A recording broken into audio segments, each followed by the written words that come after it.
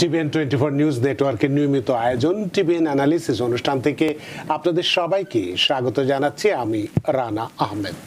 সুপ্রিয় দর্শক, আপনারা এই মুহূর্তে যারা ঘরে টেলিভিশন সেটের সামনে বসে অনুষ্ঠানটি দেখছেন কিংবা আরেকটু পরে টেলিভিশন সেটের সামনে বসে আপনাদের এই প্রিয় অনুষ্ঠানটি উপভোগ করবেন, কিংবা এই মুহূর্তে যারা ফেসবুক লাইভে ঢুকেছেন অথবা আরেকটু পরে ফেসবুক লাইভে ঢুকবেন, কিংবা আরও পরে সময় সুযোগ মতো যারা ইউটিউবে অনুষ্ঠানটি দেখবেন তাদেরকেও আগাম স্বাগত জানিয়ে রাখি।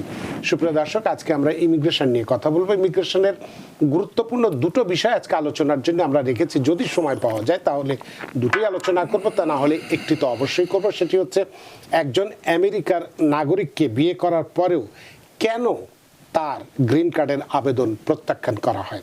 খুবই গুরুত্বপূর্ণ একটি বিষয়, কারণ এই বিষয়টি আমরা অনেকেই মনে করি যে কোনো একজন আমেরিকান নাগরিককে বিয়ে করলেই বোধহয় সব কিছু পার হওয়া যাবে, কিন্তু সেটি যে সহজ নয় সেই বিষয়টি আজকে আমরা আলোচনা করব। এবং হাতে যদি সময় থাকে তাহলে সিটিজেনশিপ পরীক্ষার নতুন যে নিয়মাবলী হয়েছে সেটি যত না আলোচনা করব, তার থেকেও যে বিষয়টি নিয়ে আমরা কথা বলতে চাই সেটি হচ্ছে যে এই পরীক্ষায় যদি কেউ অকৃতকার্য হয় তাহলে কিভাবে তিনি আপিল করবেন।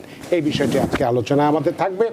সুপ্রিয় দর্শক, এর বাইরেও আপনাদের ইমিগ্রেশন সংক্রান্ত বা আজকের এই বিষয়ের উপরে যদি কোনো প্রশ্ন থেকে থাকে সেই প্রশ্নগুলো করবার জন্য আমাদের টেলিভিশন স্ক্রিনে যে টেলিফোন নম্বরটি ভেসে উঠেছে তারপরেও আমি বলে দিচ্ছি 6463079828 এই নম্বরে ফোন করতে পারেন, কিংবা যাদের ফোন করতে একান্তই অসুবিধা হয় তারা আমাদের ফেসবুকেও প্রশ্ন রাখতে পারেন। সেগুলো দেখে শুনে বুঝে নিশ্চয়ই সবগুলো প্রশ্নের উত্তর দেওয়ার চেষ্টা করব। এবং ইত্যকার এই সমস্ত বিষয়ে আলোচনা করবার জন্য আমাদের স্টুডিওতে উপস্থিত হয়েছেন আমাদের সকলের প্রিয়জন, প্রিয় মানুষ, প্রিয় মুখ, প্রিয় attorney Moin Chowdhury, E S Q, accident cases and medical malpractice, immigration বিশেষজ্ঞ, district leader at large Queens county এবং director American International Bar association.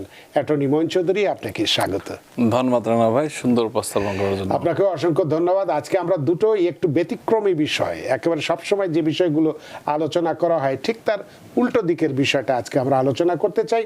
সেটি হচ্ছে যে একজন আমেরিকান নাগরিককে বিয়ে করার পরে কেন তার এই আবেদন, গ্রিন কার্ডের আবেদন রিজেক্ট করা হয় সেটি সম্পর্কে আলোচনা করার আগে, যেহেতু আমাদের অনুষ্ঠানের একটা সময়সীমাতা থাকে, তাই একটু টোটাল বিষয়টির উপর একটু সিনপসিস আমি একটু বলে নিতে চাই দর্শকদের সঙ্গে। সুপ্রিয় দর্শক, জীবনের পথ চলায় ভালোবাসা কখনো সীমান্ত মানে না। ভাষা, সংস্কৃতি, ধর্ম সবকিছু পেরিয়ে দুজন মানুষের মিলনের গল্প আমরা প্রতিদিনই দেখি। অনেক সময় সেই গল্পের পরিসমাপ্তি ঘটে একজন মার্কিন নাগরিক ও অন্য দেশের আরেকজন মানুষের সাথে বিয়ের মধ্য দিয়ে। স্বপ্ন, প্রতিশ্রুতি আর নতুন জীবনের আশায় তারা উভয়ে একসাথে এগিয়ে যেতে চান, কিন্তু বাস্তবতা অনেক সময় গল্পের মতো সহজ হয় না। বিয়ের পর গ্রিন কার্ডের জন্য আবেদন শুনতে যত সহজ, বাস্তবে ততটাই জটিল। হ্যাঁ, তবে এটাও সত্যি, কিছু মানুষ পায় সুখের ঠিকানা, আর কোনো পরিবার হঠাৎ করেই পায় নোটিশ অফ রিজেকশন। আর এই একটি কাগজের টুকরো বদলে দেয় তাদের পুরো ভবিষ্যৎ। ভেঙে যায় স্বপ্ন, মানসিক চাপে পড়ে পুরো পরিবার, আর অনিশ্চয়তার দোলাচলে আটকে যায় একটি বিবাহিত সম্পর্ক। অনেকেই ভাবেন, আমি তো একজন আমেরিকান নাগরিককে বিয়ে করেছি, তাহলে গ্রিন কার্ড রিজেক্ট হবে কেন? কিন্তু বাস্তবতা হলো ইউএসসিআইএস শুধুমাত্র বিয়ের সার্টিফিকেট দেখে সিদ্ধান্ত নেয় না। পরীক্ষা করা হয় সম্পর্কের সত্যতা, জীবনের প্রমাণ আর আইনের প্রতিটি শর্ত পূরণ হয়েছে কিনা। আবার তার সাথে থাকে ইন্টারভিউয়ের জটিলতা, নথিপত্রের ভুল, আয়ের সীমাবদ্ধতা কিংবা পূর্বের ভিসা ইতিহাসের কোনো ঘটনা। তাই আজকের অনুষ্ঠানে আমরা জানব কোন ভুলগুলো মানুষ না বুঝেই করেন, কোন ভিত্তিতে ইউএসসিআইএস সন্দেহ করে এবং কিভাবে নিজেকে ও নিজের পরিবারকে এই জটিল প্রক্রিয়া থেকে সুরক্ষিত করতে পারবেন। সুপ্রিয় দর্শক, আজকের অনুষ্ঠানে আমাদের সাথে আছেন আমেরিকার এমন একজন অভিজ্ঞ ও জনপ্রিয় ইমিগ্রেশন অ্যাটর্নি, যিনি বছরের পর বছর হাজারো দম্পতির গ্রিন কার্ড যাত্রা সুখ দুঃখের সাথী হয়ে আছেন। তিনি আমাদের বলবেন বাস্তবতা, আইন, ঝুঁকি আর সমাধান সবকিছু একসাথে। এর মাধ্যমে আজকের এই কিছুক্ষণের আলোচনায় হয়তো আমাদের কারো জীবনের ভবিষ্যৎ বদলে দিতে পারে। তো দর্শক, চলুন শুরু করা যাক আজকের মূল আলোচনা। একজন আমেরিকান নাগরিককে বিয়ে করার পরেও কেন আপনার গ্রিন কার্ডের আবেদন রিজেক্ট হয়? অ্যাটর্নি মঈন চৌধুরী। ধন্যবাদ রানা ভাই, খুব সুন্দর উপস্থাপনা করার জন্য। আমি প্রথমে শুরু করার আগে একটা কথা দিয়ে শুরু করব, কারণ আসার পথে একজন লোক আমাকে ফোন দিল যে মঈন ভাই, আপনারা অন্য স্টেটে অ্যাক্সিডেন্ট কেস কিভাবে করেন, আপনারা তো একটা স্টেটের লাইসেন্স। আমি সব সময় ওপেনলি বলি যে আমাদের বিভিন্ন স্টেটে যদি দুর্ঘটনা ঘটে, আমাদের ওই স্টেটের লাইসেন্স প্রাপ্ত অ্যাটর্নিরা আপনাদের সেবায় নিয়োজিত। আমি গত মাসেও পেনসিলভেনিয়াতে $1 মিলিয়ন একটা কেস সেটেল করেছে আমার যে পার্টনার এখানে ডেভিড। সো এটা দিয়ে শুরু করলাম। আপনার প্রশ্নের উত্তর না, আমি আপনার এই কথার প্রেক্ষিতে আমি কথা বলি, সেটা হচ্ছে যে বাংলা একটি প্রবাদ আছে, পাছে লোকে কিছু বলে, কি দরকার সেটা কানে তোলার?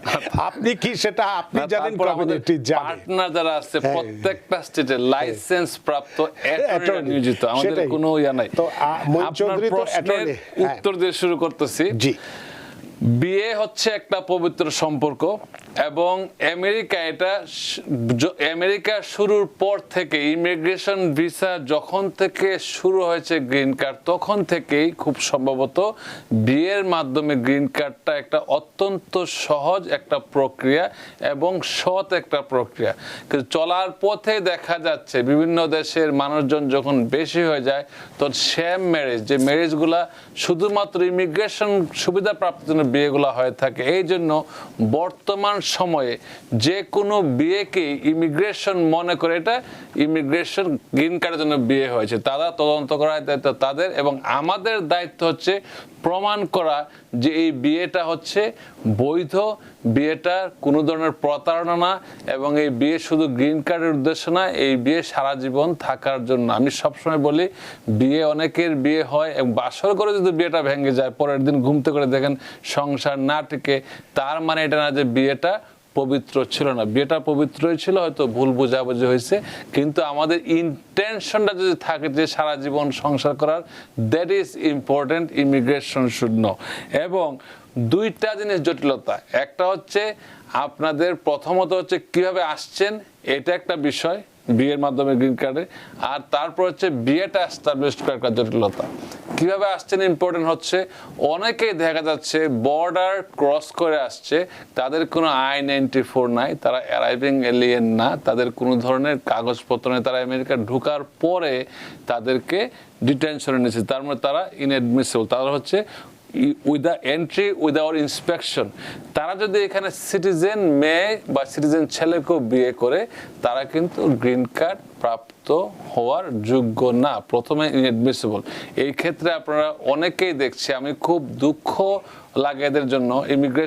আমেরিকান ইমিগ্রেশন সিস্টেম ব্রোকেন, আমরা সবসময় বলে থাকি এটা একটা ব্রোকেন ইমিগ্রেশন সিস্টেম। এই যে সামান্য জিনিসটা কংগ্রেস এখনো ফিক্স করতে পারে নাই, যে একটা লোক অবৈধভাবে আসুক বৈধভাবে আসুক, তার যদি এস্টাবলিশ করতে পারে রেসিডেন্সি, তাকে এখনো কিন্তু গ্রিন কার্ড দেওয়া হচ্ছে না, তাকে থার্ড কান্ট্রিতে যেতেই হবে। That is very bad and painful for those people who R here. এখানে আসছে, সারা জীবন কাজ করতেছে, অনেক বছর, এমন লোক আছে 30 বছর এই দেশে আছে, শুধুমাত্র একটি জটিলতার কারণে তারা গ্রিন কার্ড পাচ্ছে না। কেন? তারা এই দেশে বৈধভাবে আসে নাই। সো এটা আর একবার যদি বৈধভাবে না আসার কারণে দেশেও ভয় পাচ্ছে যেতে, কারণ অনেক সময় তার নামে মানুষের মিল ছিল না, বা অনেক সময় দেখা যায় তারা ভয় পাচ্ছে দেশে গিয়ে। আবার ওয়েবার প্রভিশন অবশ্যই আছে, অনেককে আমরা করে দিয়েছি এখানে বৈধ হওয়ার, এখানে গ্রিন কার্ড অ্যাপ্রুভ না হলে তারা দেশে যেয়ে ওয়েবার নিয়ে দেশে যেয়ে গ্রিন কার্ড নিয়ে আসছে। কিন্তু এটা আবার অনেকে এটা ভাবতেছে যেটা হয়তো জটিল প্রক্রিয়া, তারা করতে চাচ্ছে না। এটা একটা বিষয় হলো এটা। কারো যদি ভিসা এক্সপায়ার্ড হয়ে যায়, যদি আপনি আমেরিকাতে একটা সার্টেন টাইম, আগে এগুলো ধরতো না, যে অনেকে 20 বছর ছেলে দিয়েছে এক্সপায়ার্ড ভিসা নিয়ে, তাদেরকে আমরা কেস করে দিয়েছি, গ্রিন কার্ড হয়েছে। কিন্তু এখন দেখা যায় 1 বছরের বেশি কেউ যদি ভিসা এক্সপায়ার্ড হয়ে যায় এবং অবৈধ বিদেশে থাকে, তখন তার জন্য ফাইল করার পরে আপনি জানেন ক্যালিফোর্নিয়াতে তাদেরকে অ্যারেস্ট করা হচ্ছে। সো এটা কিন্তু আইনটা আগেও ছিল, আইন নতুন করে নাই, ট্রাম্প শুধু এটা এনফোর্স করতেছে। আমি ডেমোক্রেটিক ডিস্ট্রিক্ট লিডার হয়ে বলছি, ডেমোক্রেটিক পার্টি, আজকে আমাদের প্রোগ্রাম ছিল, আমরা বলছি এটা আমাদের আমাদের সময় কেন আমরা ফিক্স করি না? ট্রাম্পকে দোষারোপ করার আগে আমরা যদি আইনগুলো আগে ফিক্স করতে পারতাম, তখন তো ট্রাম্প এইটার কাজে লাগাইতে পারতো না। এই আইনটা আইনের জায়গায় রয়ে গেছে যে সেই কাজে লাগাচ্ছে। সো এই কথাগুলো আমি যখন ফোরামে যে আজকে 3 জন কংগ্রেসম্যান ওমেন ছিল এবং সবাই ল মেকার্সরা ছিল, অনেকে স্টেট এবং ফেডারেলের, তাদের সাথে এই কথাগুলাই বলি আমরা যে দুঃখ কিন্তু অনেকে বুঝে না। তো অনেক অ্যাসেম্বলিম্যান দেখবেন, state senator, US senator, congressman, তারা কিন্তু কাছে থেকে সমস্যাগুলো তারা দেখে না, বুঝো না। আপনি এক্সাম্পল হেলথ কেয়ার যদি কথা বলেন, তারা একটা আপনাকে প্রেসক্রাইব কথা বলে দেবে, এই হচ্ছে 1200 পেজে তারা পড়ো না, যারা তাদেরকে পড়ে শোনায় তারা হয়তো সিম্পল কিছু পড়ে শোনায়, এটা নিয়ে তারা বক্তব্য দেয়। কিন্তু আমরা যেহেতু কাছে থেকে সমস্যাগুলো দেখি, ইমিগ্রেশন বলেন, অ্যাক্সিডেন্ট কিছু বলেন, আমরা জানি মানুষের কিরকম দুঃখ, এবং সামান্য একটা ক্লজের কারণে তার সারা জীবন তার নষ্ট হয়ে যাচ্ছে। এখন বিয়ের পরের স্টেপ হচ্ছে বিয়েটা আপনি কিভাবে এস্টাবলিশ করবেন। দেখা গেল একজনের স্বামী স্ত্রীর বয়সের দারুণ বিশাল বিভেদ, বর্ণ বৈষম্য, আপনাদের একই গোত্রের না লোক, ভাষাগত সমস্যা, আপনি ভাষা, আপনার স্পাউস মানে হাজব্যান্ড ওয়াইফ ইংলিশ বলে, আপনি তো বাংলা ছাড়া আর কিছু বলতেই পারেন না, আপনার স্পাউস স্প্যানিশ বলে, আপনি বলেন শুধু বাংলা। এইরকমভাবে দেখা গেল যে আপনি থাকেন এক স্টেটে, ওয়াইফ থাকে অন্য স্টেটে, কোনো ধরনের যোগাযোগ কম, এবং আপনাদের দেখা গেল যে বয়সের পার্থক্য তো বললাম, ভাষাগত পার্থক্য এবং সামাজিক অবস্থানের পার্থক্য। যেন একজন ডাক্তার যদি একটা আপনার ডানকিন্ডারের লোককে বিয়ে করে কেমন লাগে জিনিসটা, তো না? সো যে এই জিনিসগুলো হচ্ছে বুঝার বিষয়, এবং এগুলো ওভারকাম করা খুবই সম্ভব। এবং আরো মানুষ ভুল করে কি, অনেকে আপনারা বুঝতে হবে, যখন আপনারা ইন্টারভিউতে যান অনেকের ইন্টারপ্রিটার প্রয়োজন হয়। যদি একজনের ভাষা ইংলিশ হয় আর একজনের ভাষা যদি স্প্যানিশ অথবা বাংলা বা উর্দু বা হিন্দি হয়, সেই ভাষা লোকটা যদি ইন্টারপ্রিটার নিয়ে যায়, তখন প্রশ্ন দাঁড়ায়, তোমার এখানে ইন্টারপ্রিটার প্রয়োজন, তো তুমি হাজব্যান্ড ওয়াইফের সাথে কিভাবে তুমি কথা বলো? এই সমস্যাগুলো কিন্তু আমি ওভারকাম করেছি। আমার ক্লায়েন্ট আছে, শুধু একটা কথাই বলতো ফোন করলে, হানি হাউ ইজ বেবি। তো আমি প্রশ্ন করলাম যে আপনারা, আমি যাচাই করি যে আপনারা যে এই কথাগুলো বলছেন, হাউ ডু ইউ কমিউনিকেট? সে আমাকে কনভিন্স করলো যে স্যার আমরা করি কি, আমি বাংলা বলি গুগলে, এটা ইংলিশ হয়ে যায়, আবার ইংলিশ বলে সে এটা বাংলা হয়ে যায়। তা আমি প্রথমে কেস নিতে চাই নাই, পরে দেখলাম যে তার ওয়াইফ সহ তার যে কমিউনিকেশনটা, এটা কিন্তু ট্রু, এবং ফাইনালি সে গ্রিন কার্ড পেয়েছে। সো এই জিনিসগুলো আপনি যদি বুঝাইতে সক্ষম হন, দেন আমরা যদি বিশ্বাস করি, ইমিগ্রেশনে বিশ্বাস করি। আমি কোনো কেসই আমি নিজে যাচাই বাছাই না করে নেই না। সো এই ক্ষেত্রে আপনারা যেটা বলছেন, যদি ইন্টারপ্রিটার নেন, তখন তারা বলতে পারে তুমি ঘরে তুমি কিভাবে কথা বলো, তোমার তো স্পাউস শুধুমাত্র ইংলিশ, তুমি শুধু বাংলা বা তুমি শুধু উর্দু হিন্দি বলো, এগুলো একটা রেড ফ্ল্যাগ। এবং যদি শেয়ার ডকুমেন্ট না থাকে, দেখা গেল আপনারা একসাথে থাকেনই না, একজন থাকে নিউ ইয়র্ক, একজন থাকে মিনেসোটা, তো দেখা গেল যে আপনারা মাঝে মাঝে দেখা হয় এবং পার্মানেন্ট হওয়ার কোনো ইচ্ছাই নাই যে আমি এখানে কাজ করি, আমি কাজ ছাড়তে পারবো না, সেখানে থাকে সেখান থেকে যেতে পারবে না। যদি পার্মানেন্টের ইচ্ছাই না থাকে, তখন মনে হবে যে আপনারা এটা বিয়েটা করেছেন শুধুমাত্র গ্রিন কার্ড প্রাপ্তির জন্য। এই বিষয়গুলা মনে রাখতে হবে। আবার আরেকটা জিনিস মনে রাখতে হবে, যখন আপনারা ইন্টারপ্রিটার নেবেন, অনেকে মনে করে যে আমার সাথে ইন্টারপ্রিটার যাবে, অ্যাটর্নির প্রয়োজন নাই। অ্যাটর্নি যাবে আপনার রাইটস প্রোটেক্ট করার জন্য, আর ইন্টারপ্রিটার যে ভাষাগত আপনাকে সাহায্য করার জন্য। অনেকে দেখা যায় ইন্টারপ্রিটার হয়ে যাচ্ছে, সে একটা ভাব সে মনে লয়ার। ইন্টারপ্রিটার কিন্তু লয়ার ইন্টারপ্রিটার এক না, আপনার সাথে যাওয়া মানে সে কিন্তু লয়ার না। আমরা যখন যাই অ্যাটর্নি হিসেবে যাই, সাথে একজন ইন্টারপ্রিটার যায় অনেক সময়, যারা অনলাইনে। এখন আর কিন্তু একটা জানার বিষয় আপনাদের, এখন কিন্তু আগে আমরা ইন্টারপ্রিটার ইয়ার থেকে অক্টোবর পর্যন্ত ইমিগ্রেশনে ইন্টারপ্রিটার প্রোভাইড করতো ফোনে অথবা ইন পারসন। এখন আর ইমিগ্রেশনে বিয়ের কেস বলেন, সিটিজেনশিপ কেস বলেন, ইন্টারপ্রিটার আর প্রোভাইড করবে না। আপনাদের ইন্টারপ্রিটার আপনার সাথে করে নিয়ে যাবেন, এটা বলাই থাকে, এবং না হলে ইন্টারভিউ রিস্কেজুল হবে। Very very important to know. আমরা একটা যদি ইন্টারভিউ রিস্কেজুল অনেক দিন মাস পিছিয়ে যেতে পারে, সো আপনারা জানা থাকা ভালো। অনেকেই বলতে পারে যে ইন্টারপ্রিটার তারা প্রোভাইড করে, এখন আমাদের অক্টোবর মাসের পর থেকে তারা ইন্টারপ্রিটার প্রোভাইড করছে না, স্পেশালি নিউ ইয়র্কে। তো এক্ষেত্রে আপনি যেগুলো বললেন, তো সেক্ষেত্রে যদি যে বিয়ে সম্পর্কিত যদি জালিয়াতি বলি, বা ফ্রডের যদি অভিযোগ ওঠে, কারোর বিরুদ্ধে যদি ওঠে, তাহলে সেই আবেদনকারী কিভাবে নিজেকে সুরক্ষিত করবে বা প্রমাণ করবে যে না, ফ্রড নয়? ধন্যবাদ। আর একটা ফ্রডের নমুনা হলো, দেখা গেল থার্ড ওয়ার্ল্ড কান্ট্রি, স্পেশালি যেসব দেশে নথিপত্র সরকারিভাবে নিবন্ধিত হয় কিন্তু অনলাইনে একই ইয়াতে ওয়েবসাইটে সব কিছু পাওয়া যায় না। সো এই ক্ষেত্রে হয় কি, তারা এক দেশে বিবাহিত থাকলেও অন্য দেশে এসে বিয়ে স্বীকার করে না, মনে করে যে দেশেরটা দেশে সে ভুলে যায়। সে ভুলে যাওয়া মানে এই না যে সরকার ভুলে যাবে। এখন দেখা গেল সে ভুলে গেল, সে মনে করলো যে বিয়ে হওয়ার পরও সে বললো আমাকে বিয়ে হয় নাই, সে লুকাইলো। এই লুকানোটার মানে কি হলো, সে হয়তো এখানে বিয়ে করলো, তারপরে যখন তুই বিয়ে হওয়ার পরে গ্রিন কার্ড যদি পেয়েও যায় সে, তারপরে যদি ধরা পড়ে যে দেশে একটা বিয়ে তার ছিল নিজ দেশে এবং সে প্রকাশ করে নাই, তখন এই বিয়েটা অবৈধ হয়ে যাবে এবং তার গ্রিন কার্ডও বাতিল হয়ে যাবে। এইসব কেস বর্তমানে আসছে খুব বেশি। আমার হাতেই কেস আসছে। ধরেন ডিভোর্স হয়েছে সেপ্টেম্বর মাসে, সে দেশে যে আগস্ট মাসে বিয়ে করছে, ডিভোর্স ফাইল করার পরেই ভাবছে ডিভোর্স হয়তো হয়ে গেছে। এটা তার একটা ভুল ধারণা যে ফাইল করা মানে ডিভোর্স হয়। ফাইল করা মানে ডিভোর্স না।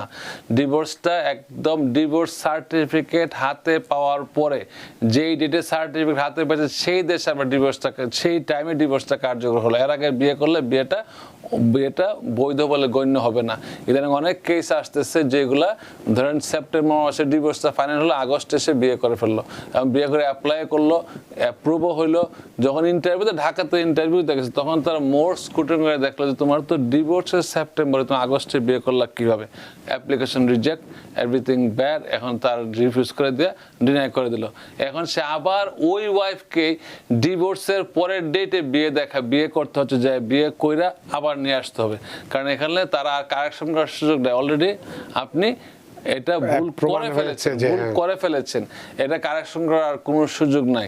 তখন নেক্সট যে কমপ্লিকেশনটা আসবে, আবার যখন জিজ্ঞাসা প্রশ্ন থাকবে, have you ever refused US visa, তারপরে ইয়েস বলতে হবে, তখন কারণ দর্শাতে কেন রিফিউজ হয়েছেন। আরেকটা প্রবলেম হিন্দু ধর্মে ডিভোর্স প্রক্রিয়াটা ছিল না, কিন্তু বর্তমান সময়ে ডিভোর্সটা হয়। এই জিনিসটা বাংলাদেশে অনেক লয়াররাও জানে না, বলে এফিডেভিট স্ট্যাম্প কার্ড ডিভোর্স পুরোহিত থেকে নিয়ে ডিভোর্স দিয়ে দিচ্ছে এবং বিয়ে করা দিচ্ছে। এটা এখন আর চলে না। ডিভোর্সটা হয় কোর্টের মাধ্যমে হবে, নাহলে কাজী অফিসের মাধ্যমে হবে। আমাদের থেকে বেশি আমেরিকান সরকারের নলেজ রাখে বেশি, প্রত্যেকটা দেশ সম্পর্কে। তার যেই সব দেশে যে কনসুলার অফিসাররা কাজ করে, তারা কিন্তু ওই দেশ সম্পর্কে একটা লেটেস্ট ধারণা নিয়ে যায়, যেটা আমরা হয়তো জানি না। সো এই ক্ষেত্রে আমরা সবসময় আপডেট থাকতে হবে, রিভিউ করতে হবে, ল বুঝতে হবে এবং এই অনুযায়ী ক্লায়েন্টকে অ্যাডভাইস দিতে হবে। আপনি আপনার আলোচনার মধ্যে বলেছিলেন যে দুইজন দুই জায়গায় থাকে, কিন্তু এক্ষেত্রে আমার যে প্রশ্নটি সেটা হচ্ছে যে দম্পতি আলাদা থাকে, সেটা ঠিক আছে, কিন্তু তাদের রিয়েল সম্পর্ক আছে। হয়তো কেউ একজন চাকরির কারণে থাকে বা পড়াশোনার কারণে থাকে বা পারিবারিক কারণে থাকে, তাহলেও কি এই রিজেকশনের কারণ হতে পারে? না, থাকাটা কোনো অন্যায় না, অবশ্যই টেম্পোরারি থাকতে পারে। এখন যদি মনে করেন যে বিয়ের পরে আপনারা সারা জীবন আলাদা থাকবেন, বিয়ে করলাম নিউ ইয়র্কে, এখন আমার ওয়াইফ থাকবে টেক্সাস, সারা জীবন সে টেক্সাসে থাকবে, সারা জীবন নিউ ইয়র্কে থাকবে, কোনো গোল নাই, শেয়ার্ড কোনো গোল নাই, তো আপনার বিয়েটা কিভাবে ধরবেন আপনি? তো আপনার কাছে প্রশ্ন, আপনাকে যে অফিসার সিটে বসায় দেওয়া হয়, mister Rana Ahmed, you justify whether this marriage will continue or not. এক ডিস্টেন্সেশন তোলে, তারা বয়ফ্রেন্ড গার্লফ্রেন্ড থাকতে পারতো, বিয়ে করার প্রয়োজন কিছু। বিয়ে করা হয় একসাথে সংসার করার জন্য এবং একসাথে পরিবার নিয়ে থাকার জন্য, একটা ফ্যামিলি গেট টুগেদার করবে এবং সবসময়। কিন্তু আলাদা থাকাটা কোনো ধরনের অবৈধ কিছু না, এটা রেড ফ্ল্যাগ হলেও কাভার করা যাবে ভ্যালিড বিয়ে হলে। যদি কোনো সময় থাকার ইচ্ছা না থাকে, তখন তো আপনি যে বুঝতে পারেন এটা আপনাদের ইচ্ছার মধ্যে পড়ে না। তো এক্ষেত্রে যদি মেডিকেল পরীক্ষার সমস্যা থাকে বা ডকুমেন্টেশনের যদি ভুল, কিভাবে রিজেকশনের কারণ হয়ে দাঁড়াতে পারে? মেডিকেল পরীক্ষা এখানে খুব একটা সমস্যা না, কারণ যে অ্যাডজাস্টমেন্ট যে করবে, যে গ্রিন কার্ডের জন্য অ্যাপ্লাই করবে, তার তো মেডিকেল টেস্ট করতেই হবে, যেমন ছোঁয়াচে রোগ এবং বর্তমানে যেগুলো চলে আসছে, স্থূলতা, ডায়াবেটিক্স বললে ভুল হবে, আমি যত আনকন্ট্রোল বললে সঠিক হবে, যেগুলো মানে কন্ট্রোলের বাইরে। আপনারা আমার সবারই ডায়াবেটিক কম বেশি আছে এবং এটা নিয়ে মানুষ কাজ করে। হার্টের অপারেশন নিয়ে, মানুষ হার্টের সার্জারি নিয়ে, একজন বললো তার 12টা নাকি স্ট্যান্ড পরানো আছে, ব্লক পাচ্ছে 12টা স্ট্যান্ড। তো 12টা স্ট্যান্ড নিয়ে সাথে কাজ করতেছে, ফুল টাইম কাজ করে, তাদের ভয়ের কোনো কারণ নেই। কিন্তু যদি সে অক্ষম সক্ষম হয় তখন এটা পাবলিক চার্জ হিসাবে ধরবে। এবং এই ক্ষেত্রে স্পন্সরের একটা বড় বিষয় আছে, যদি কেউ স্পন্সর নিজে করতে না পারে তার সেকেন্ড পার্সন একজন লাগে, জয়েন্ট স্পন্সর লাগে। আপনারা সবাই কাজগুলো জানেন, এগুলো আমরা যে কাজগুলো বলি এগুলো আরও যারা মাল্টি সার্ভিস করে তারা এই কাজগুলো করে থাকে। দোষের কিছু নাই, কিন্তু আপনারা কোনো অ্যাডভাইস দিতে পারবেন না। কাজ জানলে কাজ করবেন, কিন্তু রং কোনো অ্যাডভাইস দিতে পারেন। একটা ভুল অ্যাডভাইসের কারণে একটা লোকের জীবন হয়তো নষ্ট হয়ে যাবে। আপনাকে শেষ একটি প্রশ্ন করি, আমরা অনেকগুলো টেলিফোন এবং ফেসবুকেও প্রশ্ন আছে, সেগুলো যাব। সেটি হচ্ছে যে ধরুন কারোর রিজেক্ট হয়ে গেছে, আবেদনটা রিজেক্ট হয়ে গেছে, তো এই রিজেক্ট হয়ে যাওয়ার পর পুনরায় আবেদন করা যায় কিনা, বা কোন পরিস্থিতিতে আপিল বা মোশন টু রিওপেন করা যেতে পারে? ধন্যবাদ, খুব সুন্দর প্রশ্ন। আপনি অ্যাপ্লাই যতবার ইচ্ছা করতে পারবেন, এটাতে কোনো বাধা নাই। যদি একবার আপনারটা কোনো কারণে ডিনাই হয়, ডিনাই একবার হবে না, তারা প্রথমে একটা ইন্টারভিউ নেবে। যদি তারা সন্তোষজনক কোনো উত্তর না পায়, মনে করে যে আপনার বিয়েটা তারা সন্দেহ মনে করছে, তখন তারা একটা স্টোকস ইন্টারভিউ নেবে, আলাদা আলাদা বসায় ইন্টারভিউ নেবে। তখন আপনারা যদি সন্তোষজনক উত্তর দিতে পারেন, এটা তো আপনার অ্যাপ্রুভ হয়ে যাবে। তখন যদি সন্তোষজনক উত্তর দিতে না পারেন, এটা তখন ডিনাই হয়ে যায়। ডিনাই হলে পরে যদি তারা কখনো আপনার এইটাকে রিমুভাল প্রসিডিংসে নিয়ে যায়, then court will decide whether the marriage is valid or you are allowed to have a green card or not. এবং তখন আপনি অনেক সময় তারা এটা ডিনাই করার পরে মোশন টু রিওপেন, যদি কোনো কাগজপত্র গাফলা থাকে আপনি মোশন টু রিওপেন করতে পারেন অথবা আপিল করতে পারেন। শুধুমাত্র রিমুভাল প্রসিডিংসে যাওয়ার আগে যদি রিমুভাল প্রসিডিংসে চলে যায়, তখন এটা একমাত্র কোর্টের উপর, কোর্ট ছাড়া আর কোনো হস্তক্ষেপ করা যায় না। ওইটার উপরেই ওই কাগজপত্রের কোর্ট তখন আপনি জাস্টিফাই করবে ওয়েদার আপনি কোর্টের ইন্ডিভিজুয়াল হিয়ারিংয়ে যাবেন, মাস্টারিংয়ে যাবেন। যাওয়ার পরে তারা বলবে যে আপনি ভ্যালিড গ্রাউন্ডস দেখাবেন কেন আপনার বিয়েটা বৈধ বলে গণ্য হবে না। অনেক ধন্যবাদ বিষয়টি বিস্তারিতভাবে ব্যাখ্যা করার জন্য। আরও দু একটা প্রশ্ন আছে, যদি সময় থাকে নিশ্চয়ই করবে বিষয়টার উপরে।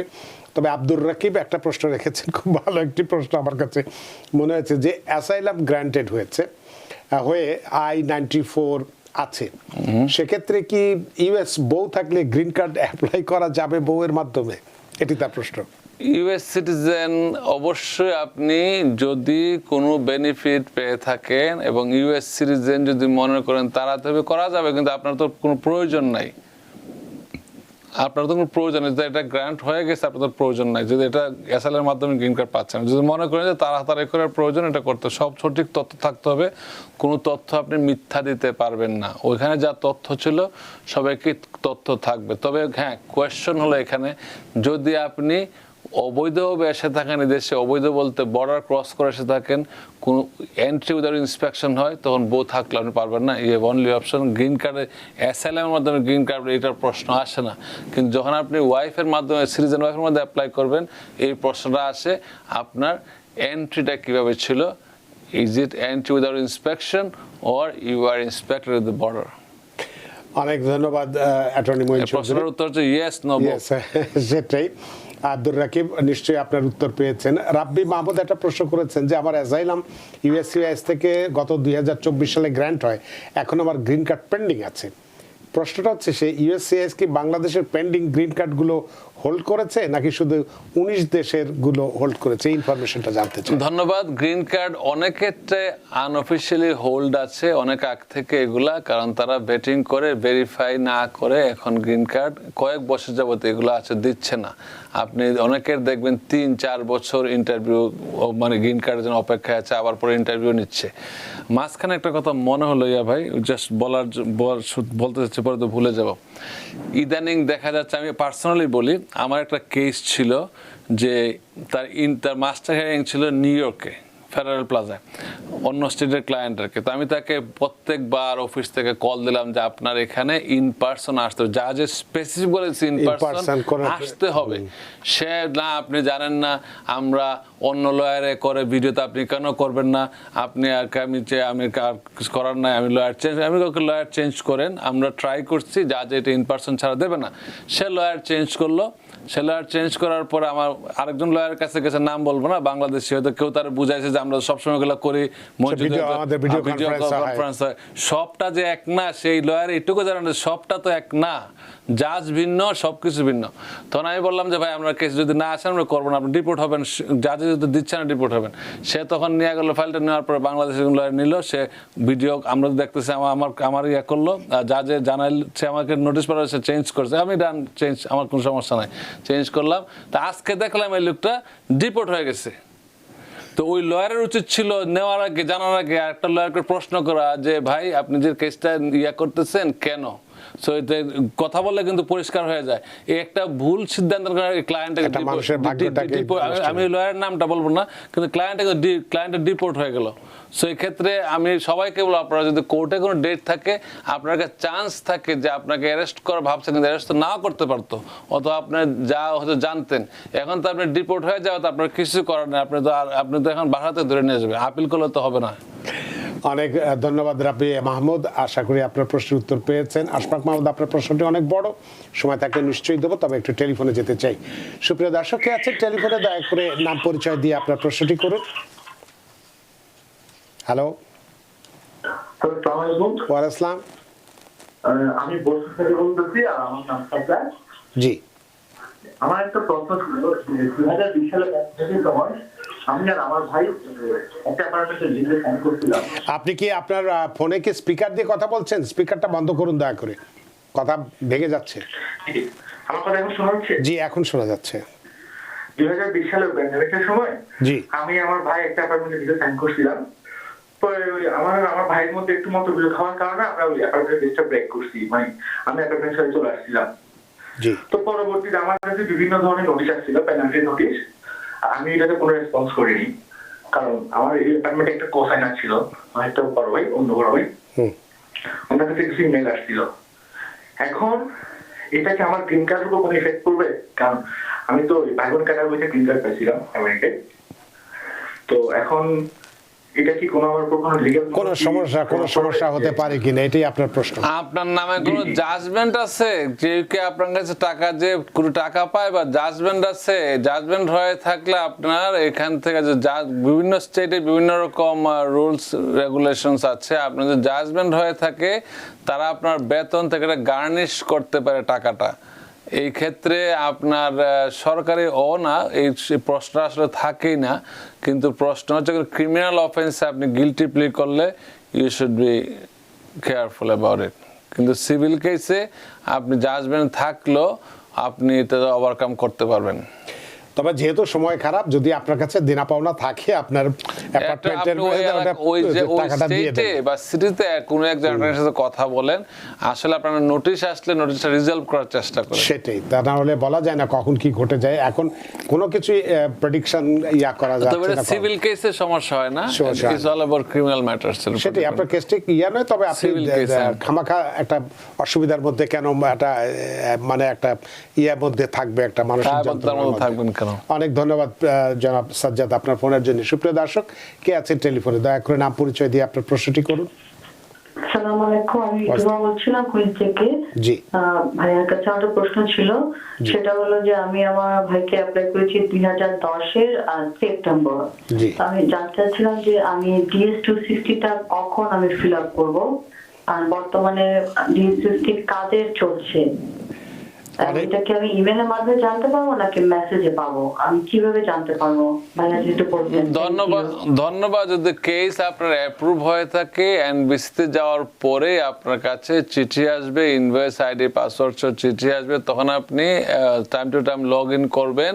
লগ ইন করলেই দেখা যাবে যে আপনার পোর্টাল ওপেন হয়েছে কিনা। পোর্টাল ওপেন হলে আপনার ডকুমেন্টগুলো চাবে, টাকা পে করবেন, এবং দেন আপনি স্টেপ বাই স্টেপ ফলো করবেন যে ইনস্ট্রাকশনগুলো কোন কোন ডকুমেন্ট লাগে, আর DS-260 ফিল আপ করতে হবে, সব ডকুমেন্ট তখন দিতে হবে। অনেক ধন্যবাদ জুমা আপনার ফোনের জন্য। আশা করি আপনার প্রশ্নের উত্তর পেয়েছেন। একটু সুমাইয়া ইসলাম রুবি তিনি বলছেন, তার একটা প্রশ্ন যে বাংলাদেশ এমবাসিতে আমেরিকান ভিসা অনুমোদন হওয়ার কতদিনের মধ্যে পাসপোর্ট ফেরত পাওয়া যায়? ধন্যবাদ। এটা অনেকে দেখা গেছে 3 থেকে 3 দিনও দেয়, 5 দিনও দেয়, কারো 15 দিনও লাগে। সো আপনি depends on the officer, depends on anything due আছে কিনা, কুইকলি পেয়ে যাবেন। 3 থেকে 7-10 দিন, 15 দিনের মধ্যে পাওয়া যায় সাধারণত। অনেক ধন্যবাদ। আশফাক মাহমুদ বারবারই প্রশ্নটা করছেন, অনেক বড় প্রশ্ন।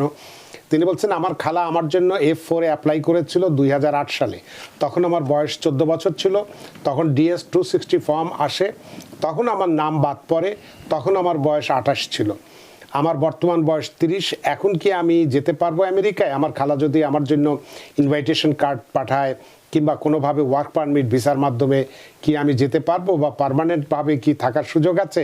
আমি অনেক দিশেহারা হয়ে পড়েছি, আমি কোনো দেশে ভিজিট করিনি, আমার করণীয় কি? ধন্যবাদ। এক্সট্রিমলি সরি, আপনার সিচুয়েশনটা আসলে আমরা বুঝতে পারছি। আপনি অনেকদিন অপেক্ষা করছেন, এখনো কিছু হয় নাই।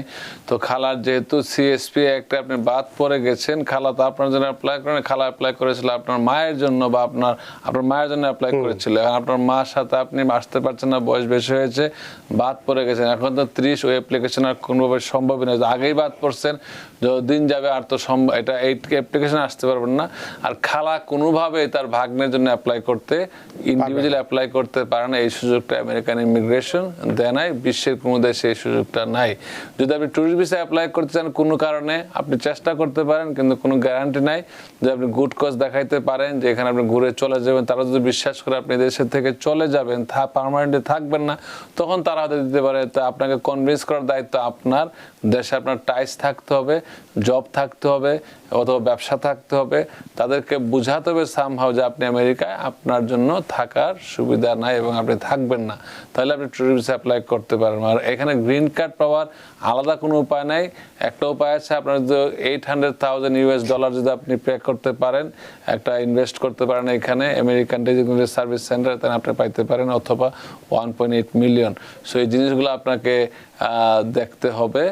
আপনি অনেকগুলোতে কোয়ালিফাই করবেন না আমার মনে হয়, তো আপনার আর কোনো অপশন আছে বলে মনে হয় না। আর যদি মনে করেন জবের মাধ্যমে, এটা too lengthy process, 4 to 5 years waiting time. যদি আপনি সলিড এবং অথেন্টিক এমপ্লয়ার পান, এগুলো অনেক সময় ধোকার মধ্যে মানুষজন আমাদের ধোকা খায়, অনেক আগে টাকা নিয়ে যায়, এটা অবশ্য ঠিক না।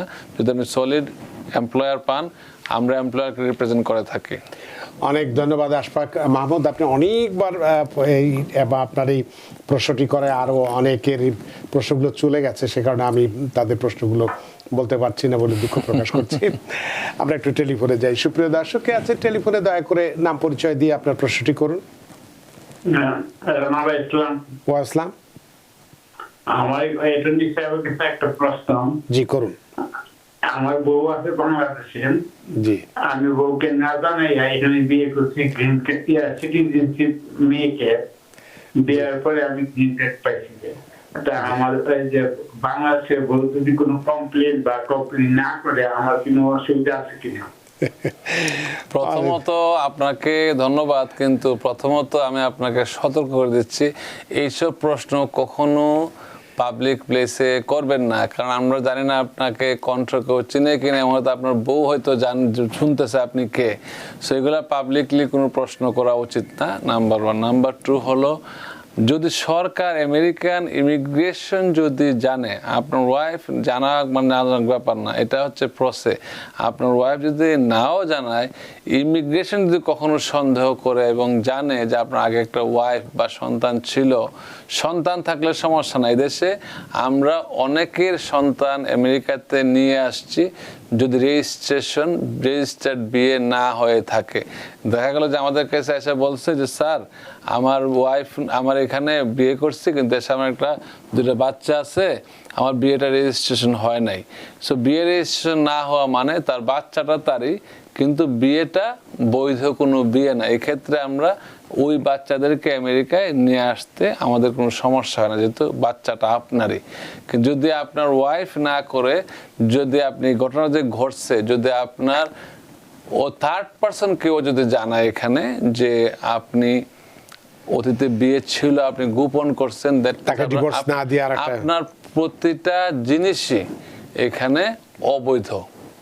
এবং এই ক্ষেত্রে সবাইকে ওনার প্রশ্নের মাধ্যমে সবাইকে সতর্ক করছি, এক স্ত্রী বর্তমান থাকা অবস্থায় বা এক স্বামী বর্তমান থাকা অবস্থায় তাকে বৈধভাবে তালাক না দিয়ে দ্বিতীয় কোনো বিয়ে করলে ইমিগ্রেশনের জন্য এটা পুরাটাই অবৈধ, এবং আপনি এটার জন্য কনসিকুয়েন্সটা ভেরি হাই প্রাইস আপনাদেরকে পে করতে হবে। এমনকি আপনার গ্রিন কার্ড থাকবে না, নাগরিকত্ব বাতিল হতে পারে, 10 বছর হোক 15 বছর হোক। এখানে ধরা হয় যে আপনি প্রথম থেকেই ইনঅ্যাডমিসিবল ছিলেন। That is very very important. অনেকে করে কি, প্রথম এইখানের লোকদেরকে খুশি করার জন্য দেশ থেকে করে একটা এফিডেভিট অফ ডিভোর্স দিয়ে নিয়ে আসে, আমি তাকে স্বেচ্ছায় তালাক দিলাম, কোনো ধরনের বনিবনা হচ্ছে না, খুরপুর দিচ্ছে না বলে ইসলামে তালাক দিয়ে দিল। কিন্তু এটা কিন্তু বৈধ তালাক না। তালাক হইতে গেলে আমাদের দেশের নিয়ম তালাক হয় কোর্টের মধ্যে মাধ্যমে তালাক হবে,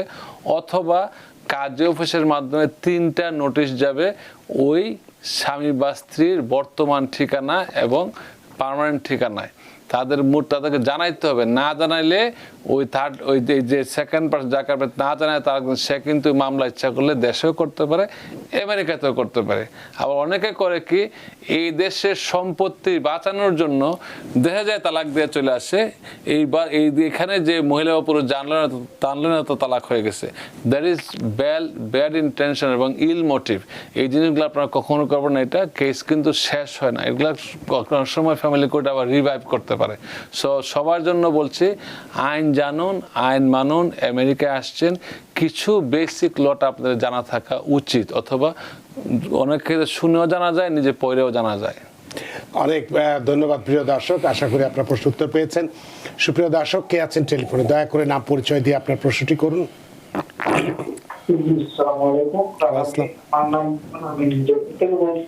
আপনার কথা আমরা শুনতে পাচ্ছি না।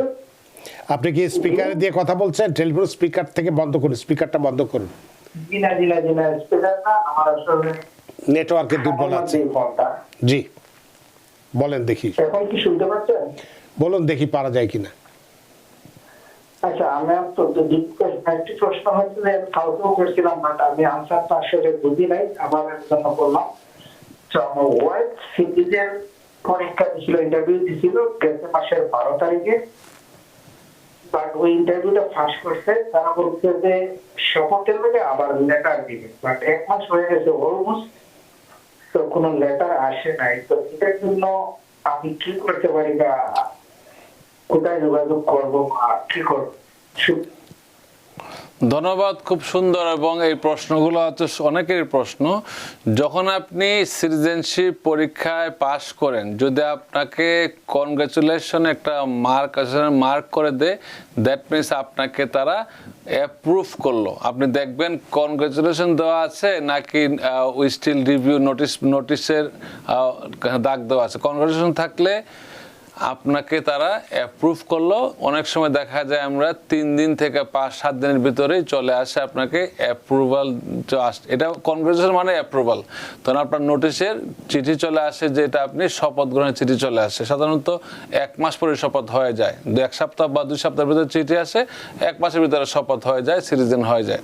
আবার যদি এই decision has not been made yet বলা থাকে, তার মানে আপনার কেসটা এখনো তারা রিভিউ করছে। আপনার পুরাতন ফাইল তারা দেখবে আসলে আপনি এলিজিবল কিনা, বা যা ডকুমেন্ট দিয়েছেন বা যে শপথ করে যে কথাগুলো বলেছেন সত্য কিনা। তখন সুপারভাইজারের সাইন লাগবে, এবং এক্ষেত্রে তাদের টাইম আছে 120 দিন। They must let you know within 120 days. যদি 120 ডেজের ভিতরে না জানায়, আপনি আমাদের মতো কোনো অ্যাটর্নি এট ল যারা আছে, অ্যাটর্নি এট ল, আমরা তাদের কাছে আসবেন। আমরা USCIS লিগ্যাল নোটিশ সার্ভ করতে পারি কেন আমার ক্লায়েন্টকে 120 দিনের ভিতরেও দেওয়া হয় নাই। তখন তারা একটা রেসপন্স করবে, আমরা একটা ফলো আপ, অ্যাটর্নি হিসেবে আমরা ফলো আপ করতে পারি। অনেক ধন্যবাদ প্রিয় দর্শক, আশা করি আপনার আনসারটা পেয়েছেন। এর বেশি আনসার কোন লয়ার আপনাকে টাকা দিয়ে এগুলো দেবে না। অনেক ধন্যবাদ। সুপ্রিয় দর্শক, কে আছেন টেলিফোনে, দয়া করে নাম পরিচয় দিয়ে আপনার প্রশ্নটি করুন। আসসালামু আলাইকুম। ওয়ালাইকুম সালাম। তো আমার একটা প্রশ্ন ছিল, আমি বিয়ের মাধ্যমে গ্রিন কার্ড পেয়েছি 2 ইয়ার্স। জি। তো আমার গ্রিন কার্ডের মেয়াদ শেষ হয়ে যাবে মার্চের 30 তারিখে। জি। তো ঠিক কতদিন আগে আমাকে কন্ডিশন রিমুভারের জন্য অ্যাপ্লাই করতে হবে, এবং কি কি ডকুমেন্ট লাগবে? অনেক ধন্যবাদ। আপনি 3 মাসের মধ্যে করতে পারেন। 3 মাস যখন আগে, যেহেতু মার্চে হবে, সামনের মাসে করবেন, আপনি এই মাসে সামনের মাসে করতে পারেন। মার্চের কয় তারিখ ডিপেন্ড করে আপনি অ্যাপ্লাই করতে পারেন। এবং এই ক্ষেত্রে আপনার প্রমাণ করতে হবে যে গত 2 বছর আপনারা একসাথে ছিলেন এবং সব ডকুমেন্ট প্রোভাইড করতে হবে, একসাথে লিজ, একসাথে আপনার গাড়ি থাকলে গাড়ি, বাড়ি থাকলে বাড়ি, ব্যাংক অ্যাকাউন্ট থাকে ব্যাংক অ্যাকাউন্ট, যদি ছেলে মেয়ে হয়ে থাকে এর ভিতরে ওই ডকুমেন্ট দিতে হবে, এবং ভ্রমণ করে থাকলেন কোথাও ওইগুলোর ডকুমেন্ট দিতে হবে, ছবি দিতে হবে, আর যা যা মনে করেন যে আপনার একসাথে থাকার কথা ওইগুলা দিবেন, দরকার পড়লে সাক্ষী দিবেন যারা আপনাদেরকে চিনে একসাথে আছেন, এগুলো আপনারা প্রোভাইড করবেন।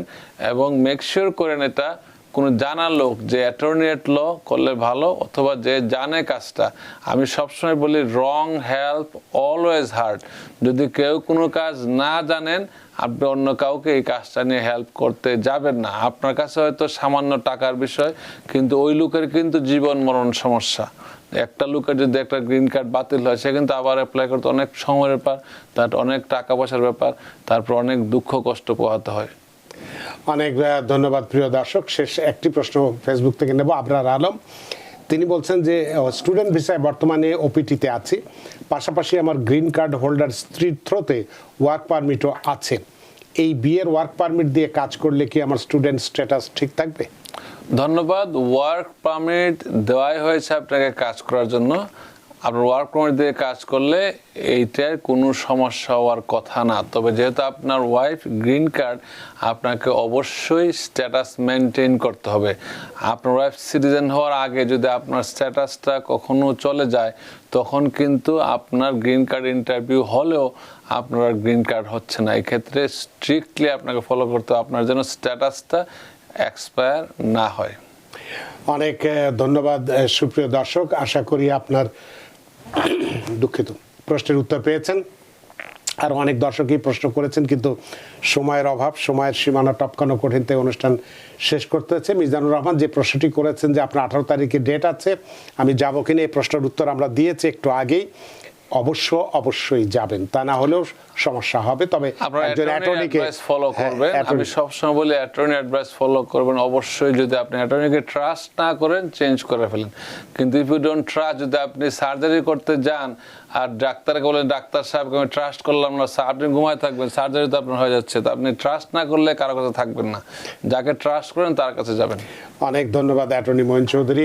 আজকে খুব গুরুত্বপূর্ণ একটি বিষয় নিয়ে কথা বলেছি। সচরাচর আমরা কিভাবে বিয়ের মাধ্যমে গ্রিন কার্ড পাওয়া যায় এটা নিয়ে কথা বলি, কিন্তু আজকে আমরা ঠিক উল্টোটা বলেছি যে যদি রিজেক্ট হয় তাহলে কিভাবে সেটাকে আবার করার সুযোগ আছে, সেই বিষয়টি নিয়ে আমরা কথা বলেছি।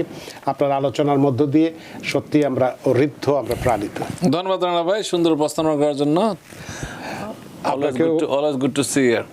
অনেক ধন্যবাদ আপনাকে, অসংখ্য ধন্যবাদ। সুপ্রিয় দর্শক, আজকে আমরা আলোচনা করেছি একজন আমেরিকার নাগরিককে বিয়ে করার পরও কেন তার গ্রিন কার্ডের আবেদন প্রত্যাখ্যান করা হয় সেই বিষয়টি নিয়ে। এবং অনেক দর্শক এখনো ফেসবুকে প্রশ্ন করেই যাচ্ছেন, টেলিফোনে অনেকে আছেন।